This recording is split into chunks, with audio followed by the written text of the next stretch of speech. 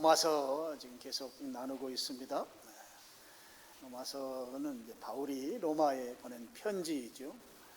오늘 이제 5절부터는 다시 한번 1절에서 자기소개를 한 다음에 5절에서 또 한번 자기가 어떤 사람인지 이렇게 소개하고 있는 내용으로 5절부터 이렇게 기록이 되어 있습니다. 5절에 보면 바울이, 물론 바울과 자기 동행들을 이제 포함해서 우리라는 표현을 썼지만 사실은 이건 바울 개인을 이제 의미하는 표현입니다. 바울이 두 가지를 예수님으로부터 받았다고 하는 자기소개를 합니다. 두 가지가 무엇인가 하면 5절 보시면 그로 말미암아, 그 예수님이죠. 예수님으로 말미암아 우리가 은혜와 사도의 직분을 받았다 그랬습니다. 한 가지가 은혜를 받았다고 하는 것이죠. 여러분, 이 은혜라는 말은 굉장히 좋은 말이에요. 그래서 은혜의 그 의미 자체가 값없이 거저 받았다고 하는 것이거든요. 이게 그것도 이제 나쁜 게 아니고 좋은 거, 선물이죠. 선물은 대가로 주는 것이 아니고 그냥 주는 것입니다. 그래서 하나님께서 우리에게 대가 없이 공짜로, 우리 공짜라는 말 좋아하시잖아요. 공짜로 거저 우리에게 주신 것, 이게 바로 은혜의 정의입니다. 그러면 은혜 중에 최고의 은혜가 무엇일까? 최고의 은혜는 구원받음의 은혜입니다. 이 구원의 은혜를 이제 의미한다고 오늘 본문에서 볼 수가 있겠습니다. 여러분, 구원은 은혜로 받습니다. 구원은 공짜로 주시는 것이에요. 거저 주시는 것입니다. 에베소서 2장 8절 말씀을 우리 스크린 보시고 한번 같이 읽어보실까요? 너희는 그 은혜에 의하여 믿음으로 말미암아 구원을 받았으니 이것은 너희에게서 난 것이 아니요 하나님의 선물이다. 선물이라는 말이 은혜라는 말과 같은 의미이죠. 은혜로 구원받았다. 그렇게 말씀하고 있습니다. 지금 바울이 예수님의 은혜로 구원받고, 그리고 두 번째로 또 받은 것이 5절에 나오는 대로 사도의 직분을 받았다, 그렇게 말하고 있습니다. 사도의 직분이라고 하는 것은 크게 두 가지 의미가 있어요. 그 사도라는 말 자체가 갖는 의미, 그 의미는 보냄받았다고 하는 의미입니다. 이걸 은사로도 성경에 기록하고 있습니다. 은사로 보면 보냄받은 자, 복음 전도자 또는 선교의 은사, 뭐 이런 것이 사도의 은사로 이제 말씀할 수 있습니다. 또 한 가지 의미가 바로 12제자를 말하죠. 예수님이 직접 피택한 12제자. 여기에서 이제 사도라는 바울의 의미는 바로 12제자와 같은 권위를 가진 직분자로 자기를 하나님께서 세워주셨다, 그런 표현인 것이죠. 은혜와 사도의 직분, 이것을 이제 성경은 연이어서 이렇게 표현하고 있는데요. 그렇게 표현한 것은 두 가지 의미가 있어요. 여기에도 구원받은 자는 사역자가 되어야 한다고 하는 의미가 있습니다. 구원받으면, 은혜가 있으면 주님을 섬기는 삶을 살아야 된다, 그런 의미가 하나가 있고, 또 한 가지 의미는 이제 이 바울이 지금 받은 이 사도의 직분이라고 하는 것이 은혜로 받은 것이다 라고 하는 그런 의미를 담고 있습니다. 그래서 은혜와 사도의 직분이 연결된 데는 그런 의미가 있다고 하는 것이죠. 사도의 직분이 은혜로 받은 것이다 하는 것이에요. 여러분 아시는 대로 바울은 아주 유대교의 아주 철저한 그 원리주의적 신앙을 가졌던 사람이에요. 아주 열렬한 유대교주의자였습니다. 그렇기 때문에 유대교에 반한다고 봤던 우리 그리스도인들을 아주 심하게 박해했던 그런 인물이죠. 그래서 감옥에 가두기도 하고, 또 스데반 같은 경우는 죽이는 일에 증인이 되기도 하고 아주 열렬 신자였습니다. 그런데 그가 이제 은혜로 구원받은 것이죠. 다메섹에서 가는 도중에 예수님이 그를 직접 만나 주심으로 인해서 그가 그리스도인이 되었습니다. 사실 이제 과거의 그 바울의 삶을 보면 바울은 이건 지옥 가기에 당연한 삶을 살았던 거예요. 예수님을 믿는 자들을 그렇게 박해했던 사람이었기 때문에 지옥에 쳐넣어도 시원찮을 만큼 그런 이력을 가진 인물이었던 것이죠. 그런데 그에게 은혜를 베푸셔서 사도의 직분을 주셨다고 하는 것입니다. 사도의 반열에 세우셔서 그를 하나님이 쓰신다고 하는 것은 그야말로 말로 다 할 수 없는 그런 은혜다 하는 것이죠. 그렇게 은혜로 사도가 돼서 그가 이제 하는 일을 보면 5절 보시면 사도의 직분을 받아 그의 이름을 위하여 이방인 중에서 믿어 순종하게 하나니 그랬습니다. 그의 이름은 물론 예수님의 이름이죠. 예수님을 말하는 거죠. 예수님을 위해서 그는 아주 열심으로 헌신했다고 하는 것을 볼 수 있어요. 그의 이름을 위하여 그랬거든요. 위하여라는 말은 헬란 말의 의미는 좀 높인다, 받든다, 뭐 영광스럽게 한다, 뭐 그런 의미를 담고 있거든요. 그러니까 이방인, 보다 더 정확한 의미는 모든 민족입니다. 이 이방인들이 예수님을 높이는 삶을 살 수 있도록 하는 일, 다시 여기서 성경대로 표현하면 그들이 예수님을 믿어 순종하게 하는 그 삶을 살게 하는 일에 하나님이 자기를 은혜로 사도의 직분을 주셔서 쓰신다고 하는 이 사실, 그것을 지금 바울이 설명하고 있는 것이죠. 나는 바로 은혜로 구원받고 은혜로 사도의 직분을 받아서 이방인들을 하나님을 높이는 삶, 예수님을 높이는 삶을 살게 하는 그 사역에 내가 지금 헌신하고 있다 하면서 바울이 자기를 로마 교인들에게 소개하였다 하는 것입니다. 그러면서 이제 6절로 넘어가서 보면 바울이 자기 자신뿐만 아니라 로마 교회 성도들도 은혜를 입은 자들이다 라고 하는 말을 지금 하고 있는 것이죠. 그러면서 로마 교회 교인들이 은혜를 입은 자들이라고 하는 것을 아주 단도직입적으로 단적으로 표현하는 한 가지 표현이 있습니다. 6절 보시죠. 너희도 그들 중에서 예수 그리스도의 것으로 부름심을 받았다. 은혜를 입었다고 하는 이 은혜를 입은 자들이 나뿐만 아니라 너희들도 은혜를 입었는데 그 은혜를 입었다고 하는 것을 아주 단적으로 표현하는 말이 예수 그리스도의 것이다 이렇게 이제 말하고 있는 것입니다. 예수 그리스도의 것이라는 말은 예수 그리스도의 소유된 자라는 것이죠. 예수님 것이라는 거예요. 예수님과 같은 편이라는 것입니다.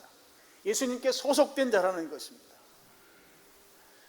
예수님의 것, 예수님의 소유된 자, 바울뿐만 아니라 로마 교인들이 바로 그런 사람들이고 오늘 우리들도 예수 그리스도의 것인 줄로 믿습니다. 나는 예수님 것이다. 예수님과 한편인 존재다. 여러분 이 사실을 확신하시기를 축복합니다. 그러면서 이제 6절과 7절에서 예수 그리스도의 것된 자들, 예수 그리스도의 것이 됐다고 하는 것은 이게 은혜로 된 것이거든요. 그 예수 그리스도의 것, 예수 그리스도의 소유된 자들에게 주시는 세 가지 은혜를 지금 말씀해 주고 있습니다. 세 가지 은혜를 한번 살펴보도록 하겠습니다. 첫 번째는 6절입니다. 너희도 그들 중에서 예수 그리스도의 것으로 부르심을 받은 자다 했습니다. 이 부르심을 받은 것이 은혜입니다. 부르심을 받은 것이 은혜라고 하는 것이죠. 여러분 부르심을 받았다고 할 때 우리 보통 부른다고 하는 건 아무개야 이름 부르면서 이렇게 부르는 그런 부름 정도가 아닌 것이에요. 예를 들면 이런 것입니다. 여름에 해수욕장에 가서 해수욕을 하다가 갑자기 큰 파도가 닥쳐와서 파도에 의해서 떠밀려서 심해 쪽으로 막 이렇게 떠밀려가는 상황이 됐습니다. 내 스스로 혼자의 힘으로 그 바다에서 빠져나오려고 해봤지만 나와지지 않고 그 파도의 그 강력한 힘에 의해서 점점 더 심해 쪽으로 빠져들어가는 거죠. 이제 그냥 두면 나는 이제 익사할 수밖에 없는 상황이 됩니다. 그래서 밖에서 나를 보고 있는 사람들이 막 발을 동동 구르면서 저 사람 지금 큰일 났다고, 죽게 생겼다고. 근데 이 밖에 있는 사람들이 어떻게 해줄 수가 없는 상황입니다.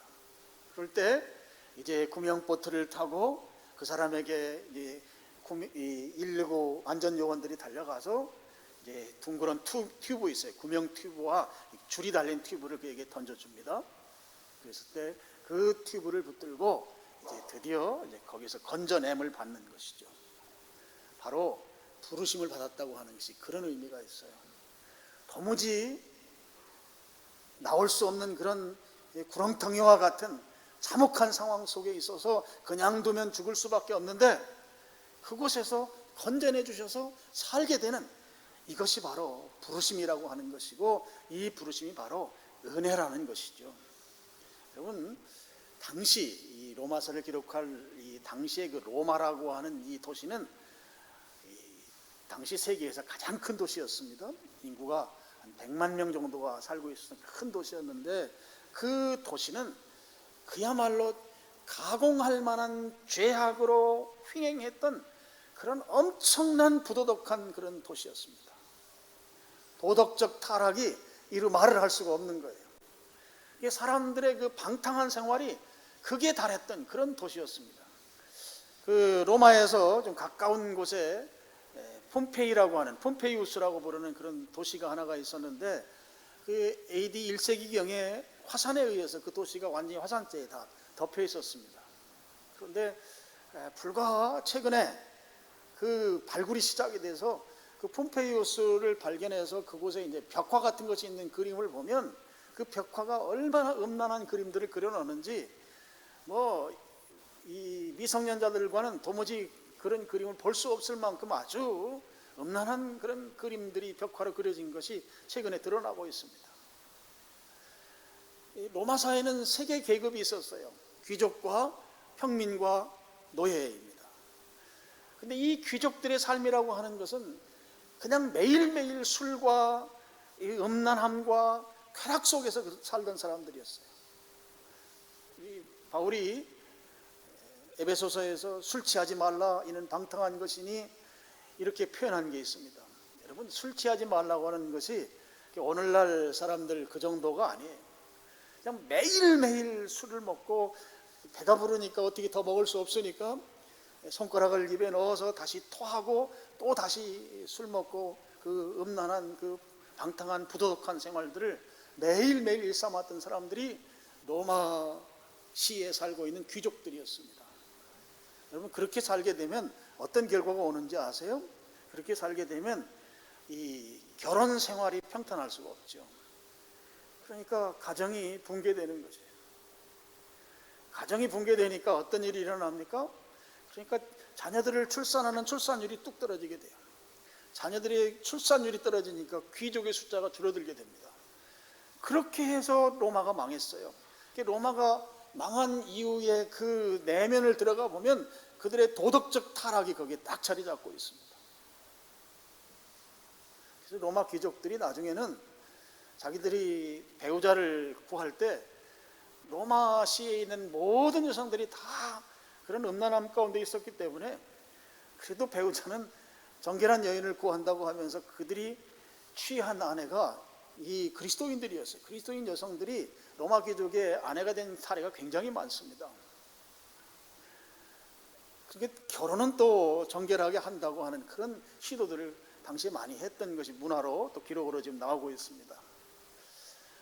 그런 로마 사회에서 그렇게 살다가 지옥까지 아니하고 거기에서 건져냄을 받은 이 건져냄이라고 하는 것은 부르심이죠. 부르심을 받아서 새로운 삶을 살게 된 것이 전적으로 예수 그리스도의 부르심, 그 은혜라 하는 것이에요. 로마 사람들 그 문화 속에서 부르심을 받은 것, 이것이 바로 그리스도의 겉된 자들에게 주어지는 첫 번째 은혜인 것이다 하는 것입니다. 이 부르심을 받는다고 할 때 중요한 요소가 있죠. 부르심을 받으면 그 부르심에 응답하는 것이 우리에게 요구되는 사항이에요.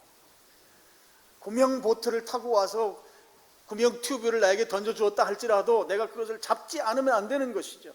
이 잡는 액션이 필요한 것이에요. 지금 주님께서는 우리들을 부르시고 계십니다. 그 부르시는 것에 대해서 우리가 응답해야 된다고 하는 것이 우리가 해야 할 마땅한 태도라고 하는 거예요. 자, 부르신다고 하는 성경 구절을 두 개를 같이 한번 보겠습니다. 이사야서 1장 18절 말씀입니다. 우리 같이 이 구절을 읽겠습니다. 여호와께서 말씀하시되 오라 우리가 서로 변론하자. 너희의 죄가 주홍 같을지라도 눈과 같이 희어질 것이요 진홍같이 붉을지라도 양털같이 희게 되리라. 여러분 와라예요. 와라. 오라고 부르시잖아요. 여호와께서 이르시되 말씀하시되 와라 부르시는데 와서 변론하자고 말하잖아요. 변론이라고 하는 것은 우리의 그 죄를 조목조목 따져서 처벌하겠다고 하는 그런 의미가 아니에요. 너희가 지금 사는 그런 삶 중에 이런 부분들은 잘못된 것이고 이런 부분은 하나님의 뜻에 위배되는 것이고 이런 것은 죄이다.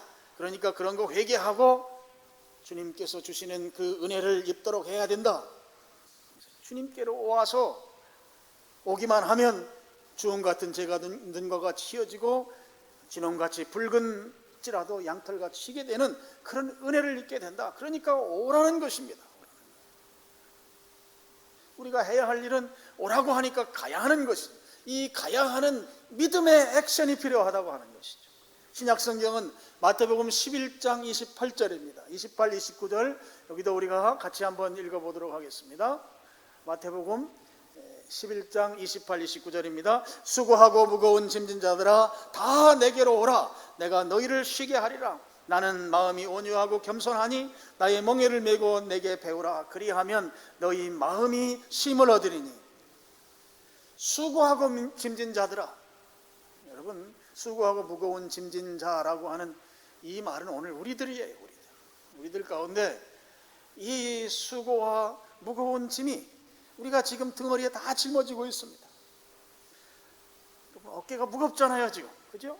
수고하고 무거운 짐이 오늘 나를 누르고 있습니다. 그런 우리에게 예수님께서 뭐라고 합니까?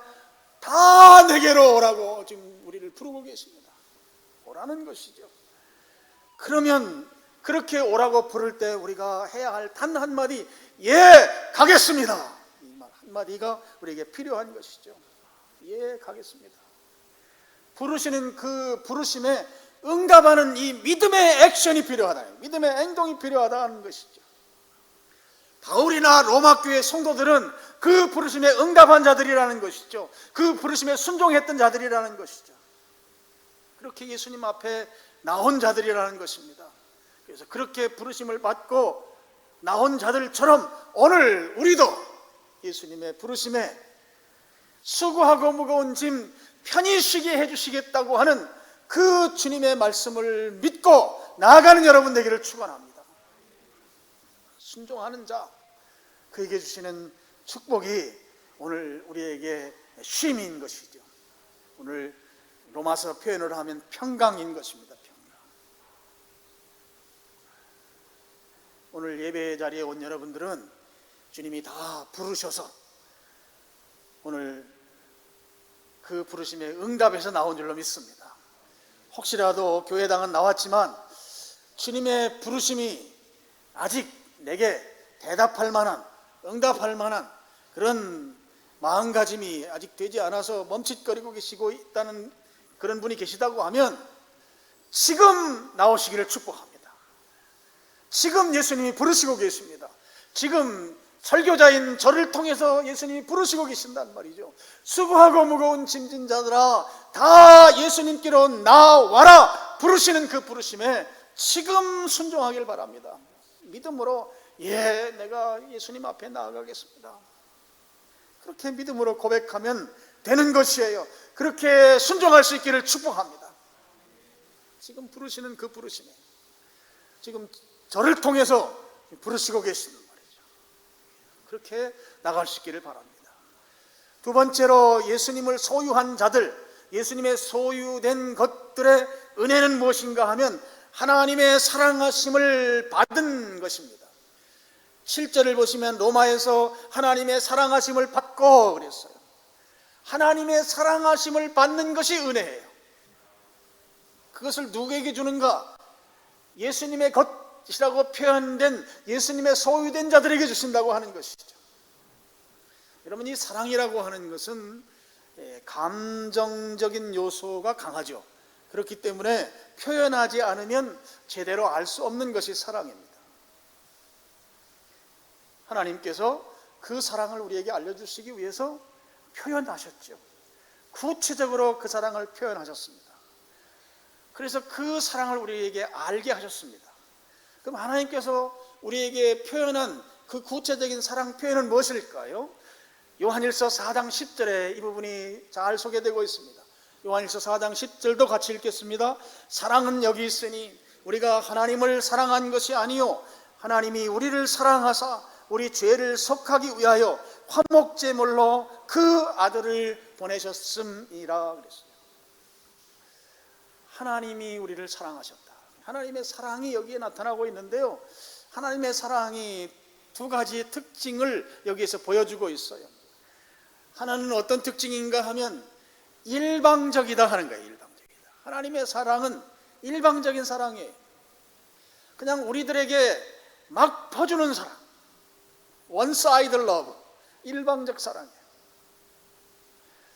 보통 사랑하는 것은 서로 상호 주고받는 것이죠. 그래서 내가 사랑을 표현하면 상대방이 거기에 대해서 사랑으로 반응을 할 때 그 사랑이 무르익어가는 것인데, 서로 이 사랑이 교감돼야 되는 것이란 말이죠. 근데 하나님의 사랑은 우리가 받든 안 받든 상관없이 아주 무제한으로 퍼주는, 우리는 하나님 사랑하지 않는데도 불구하고 하나님은 우리를 사랑하시는 그 일방적 사랑이다 하는 거예요. 그렇게 막 퍼부어주는 사랑. 그런데 이 막 퍼부어주다 보니까 단점이 하나가 있어요. 퍼부어주는데도 불구하고 그 사랑을 받는 자가 모를 수 있다고 하는 거예요. 사랑을 엄청나게 받고 살면서도 그게 사랑인지 모르고 사는 이런 무지몽매한 것이, 이게 약점이라면 약점이에요. 하나님의 사랑은 일방적 사랑이다. 이게 하나의 특징입니다. 또 한 가지의 특징은 하나님의 사랑은 감내할 수 없을 만큼 크고도 놀라운 사랑이다 하는 것이에요. 요한일서 4장 10절 보시면, 사랑은 여기 있으니 우리가 하나님을 사랑한 것이 아니요 하나님이 우리를 사랑하사 우리 죄를 속하기 위하여 화목제물로, 그 다음 말이 중요하죠, 그 아들을 보내셨습니다 그랬습니다. 아들을 화목제물로 죽이는 일. 여러분, 화목제물은 짐승을 잡아서 기름과 내장은 불에 태우고 먹을 수 있는 그 육질은 제사장과 그 제사를 위해서 드렸던 그 제사 드린 사람과 같이 나눠 먹는 것이 화목제입니다. 죽는 것이 거기 핵심이죠. 짐승이 죽어야만 합니다. 아들을 죽는 데 내놨다는 것이에요. 제가 예전에도 이 예를 들었습니다. 여러분, 내가 물에 빠졌어요. 나 스스로의 힘으로 나올 수 없어요. 근데 나만 빠진 게 아니고 하나님의 아들 예수님도 빠졌어요. 둘이 빠졌어요. 근데 둘 다 물에서 나올 수가 없어요. 근데 하나님께서는 딱 한 사람만 구할 수 있어요. 둘 중에 하나. 자, 퀴즈. 하나님의 외아들 예수님도 빠지고, 이렇게 보면 별로 쓸모 없는, 문제가 많은 나도 빠졌어요. 둘이 빠져 있습니다. 누구를 구할까요? 한 사람만 구할 수 있다면. 퀴즈예요, 퀴즈. 그렇게 질문하면 질문하는 사람이 바보죠. 질문하는 사람이 멍청한 거예요. 그걸 질문이라고 하느냐? 아들과 별로 쓸모도 없는 자 둘이 빠졌는데 누구를 구해요? 당연히 아들 구하죠. 당연히. 그건 질문이 아닌 것이죠. 당연히 아들 구하는 것이 정답인데, 하나님께서는 그렇게 하지 아니하시고 주저없이 아들을 포기하고 별로 쓸모도 없고 문제도 많아 보이는 나를 구원하셨다는 것이에요. 이게 하나님의 무한한 사랑인 것입니다. 그래서 살아날 수 있게 되었다 하는 것이에요. 여러분, 그런 하나님의 선택 앞에 예수님이 절규하죠. 예수님이 왜 나를 안 구해줬는가? 마태복음 27장에 보면 그 말이 나와요. 나의 하나님 어찌하여 나를 버리셨나이까? 나의 하나님 어찌하여 나를 버리시나이까? 나를 버리고 왜 저 문제 많은 저를 구하는 것입니까? 그런 의미를 담고 있다고 볼 수 있습니다. 하나님의 사랑은 아들을 제물로 죽게 할 만큼 아들을 포기하는 그런 사랑이라고 하는 것이죠. 오늘 우리가 그 사랑을 입은 자들이에요. 그 사랑을 입은 자들이 내가 그 사랑을 입었는지, 그 사랑을 내가 받고 사는 건지 안 사는 건지 약간은 덤덤하게 사는 게 오늘 우리의 모습입니다. 오늘 말씀을 통해서 하나님께서 나를 일방적으로 사랑해 주시고, 그리고 비교할 수 없을 만큼 그 큰 사랑, 아들을 포기하면서까지 거침없이 우리를 사랑해 주신 그 사랑이 믿어지기를 축원합니다. 내 심령 속에 그 사랑이 정말 깊이 뿌리 박힐 수 있기를 축복합니다. 여러분, 이 사랑을 받은 자는 어떻게 살까요? 여러분, 사랑을 받는 자는 행복한 삶을 살게 돼 있어요. 사랑받으면 행복한 거예요. 여러분, 행복한 삶을 살기를 축원합니다. 세상의 사람들로부터는 내가 지지를 받지 못하고 또 미움도 받기도 하고 손가락질 당할 수도 있어요. 심지어는 한 집에서 사는 식구들로부터도 별로 사랑을 못 받을 수도 있어요. 그런데 세상 사람들은 다 그렇게 할지라도 하나님은 무지막지하게 우리를 사랑하고 있다는 거예요. 하나님의 사랑은 크고도 놀랍고 엄청난 사랑을 나에게 쏟아 부어주고 계시다는 것이에요. 이것이 믿어지길 축원합니다. 믿어지길 축원합니다. 그게 믿어져야 돼요. 그게. 그러면 그 믿는 사람은 어떻게 돼요? 행복한 거예요. 행복해야 돼요. 행복해야 돼요. 지금 여러분, 하나님이 나를 이렇게 사랑하시는데 여러분 행복할 수 있기를 바라요. 그 행복이 여러분들에게 반응으로 나올 수 있기를 바라요. 행복한 거예요. 하나님이 나를 사랑하는데, 하나님이 나를 사랑하는데 그렇게 어마어마한 사랑을 나에게 부어주시는데 나는 행복합니다. 이렇게 고백할 수 있어야 돼요. 예전에 어떤 집사님이 나한테 한번 그러더라고. 목사님, 하나님이 나만 사랑하는 것 같아요. 나만 사랑하는 것 같아요. 다른 집사님들 사랑한다고 하지만 그건 별거 아닌 것 같아요. 하나님이 나만 사랑하는 것 같아요. 근데 그 집사님이 뭐가 잘 돼서가 아니에요. 사는 게 넉넉해서가 아니에요. 그냥 그저 그렇게 사시고 자식들도 잘 된 게 아니에요. 그냥 그저 그래요. 그런 분인데 하나님이 나만 사랑하는 것 같다는 거예요. 하나님이 나만 사랑하는 것 같다. 행복에 겨운 거예요. 여러분, 그렇게 되기를 축원합니다. 오늘 예배에 참석한 여러분들은 하나님이 나만 사랑하는 것 같아요. 하나님이 나만 사랑하는 것 같아요. 우리 교회 잘 나가는 김 집사님도 하나님 별로 사랑하는 것 같지 않아요. 나만 사랑하는 것 같아요. 그렇게 고백할 수 있기를 축원합니다. 그래서 여러분, 행복해야 돼요. 행복해야 돼요. 지금 7절에서 하나님의 사랑하심을 받았다고 하는 것은 이거 행복한 거예요. 행복해. 사랑을 받으면 행복합니다. 지금 우리의 삶은 행복한 삶이 되어야 되는 것이에요. 한 집에 사는 식구가 별로 좋아하지 않더라도 하나님이 나를 사랑하는 것 때문에 나는 오늘 기뻐 흥분해 그 행복 속에 살아야 되는 것이에요. 그렇게 되기를 축원합니다. 행복한 삶을 살아야 돼요. 세 번째로 예수님에게 소속된 자들에게 주시는 은혜는 7절 보면 성도의 부르심을 받은 그랬어요. 성도의 부르심을 받았다. 성도라는 말이 나오잖아요. 이 성도라는 말은 이제 헬라어 원문 성경을 보면 복수형으로 되어 있습니다. 한 사람을 말하는 게 아니고 이 거룩한 이 공동체, 무리를 말하는 거죠. 그러니까 이 말은 바꾸면 교회로 바꿔 말할 수 있어요. 오늘 5절부터 7절까지 말씀을 보면 부르셨다는 부분이 두 번 나오죠. 6절에 나오는 부르심은 우리 개인적인 부르심이에요. 이 죄악 세상에서 우리를 건져내 주신, 구원해 주신 그 은혜의 부르심이에요. 그리고 7절에 나오는 성도로 부르심은 교회로 부르심이에요.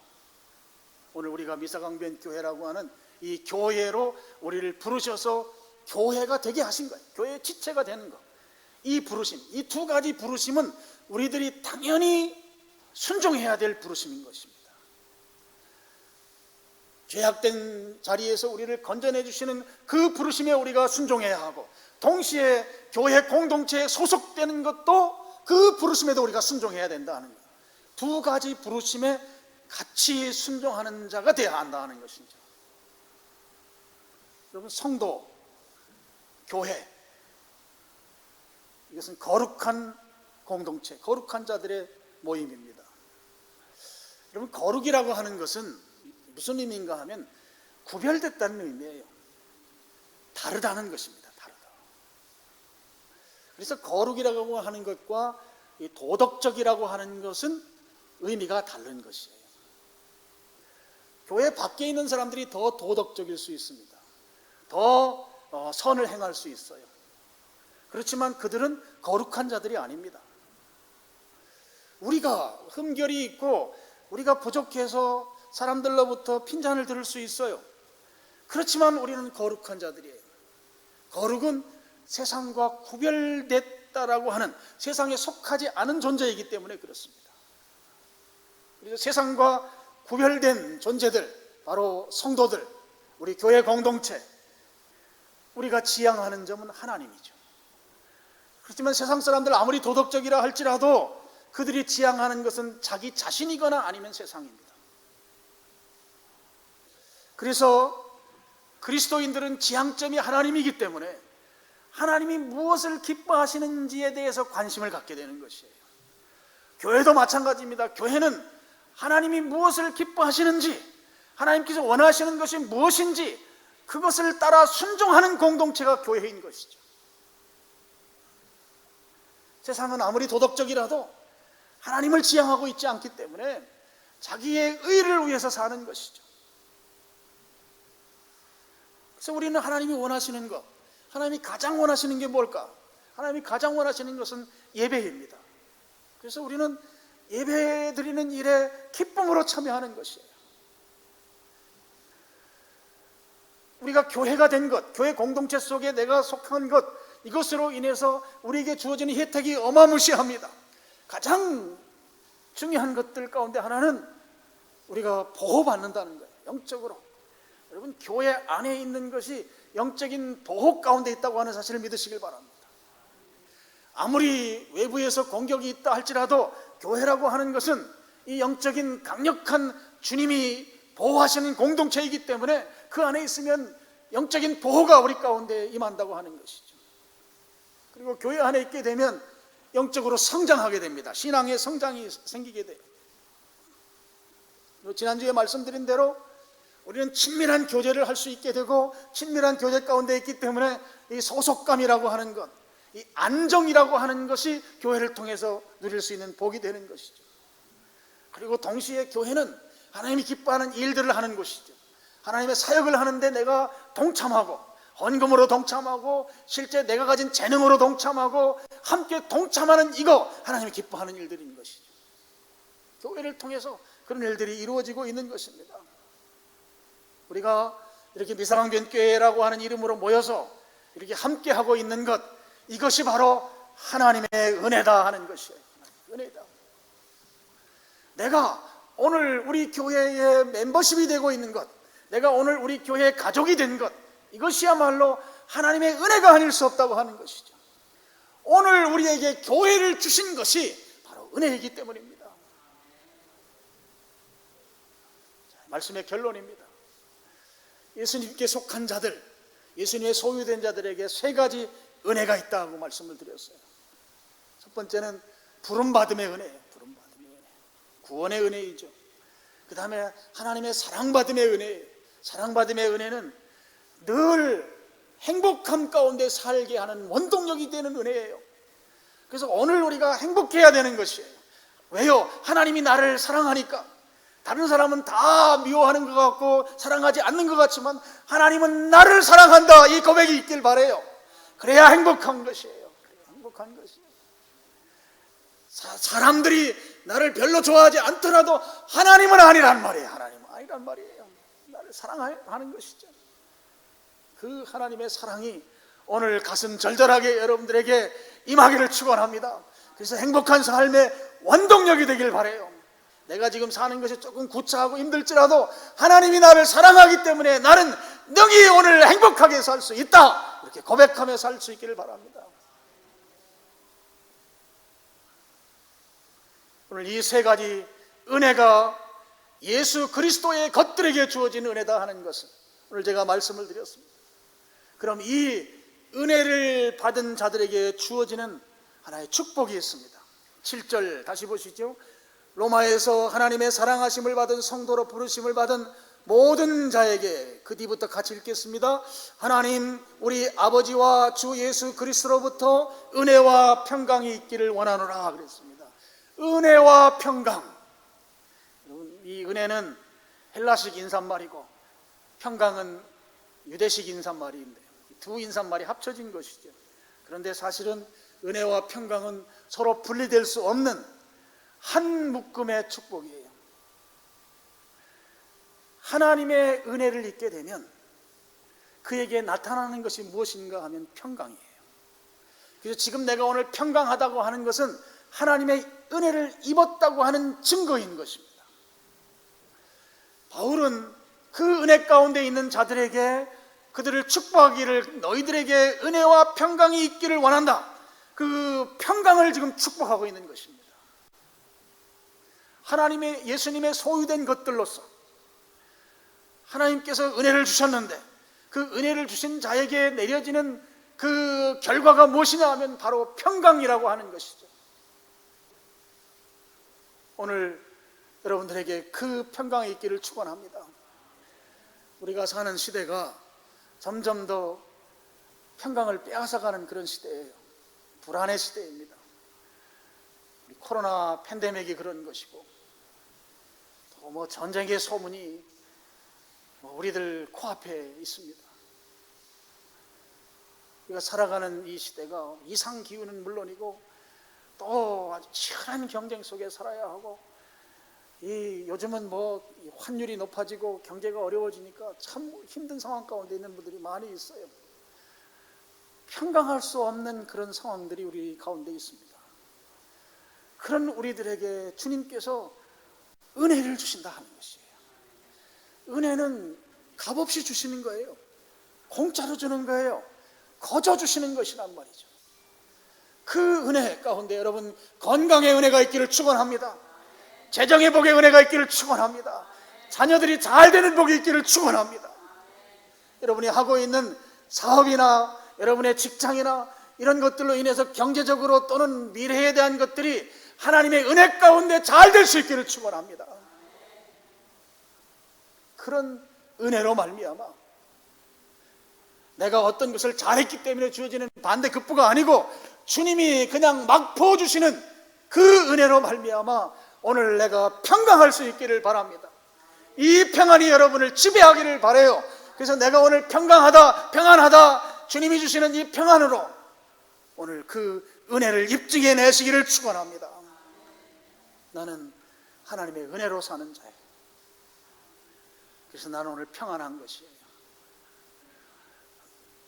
내가 사는 형편은 도저히 평안할 수 없는데도 불구하고 하나님께서 은혜를 부어주셔서 오늘 내가 평안한 삶, 그 삶이 될 수 있기를 바랍니다.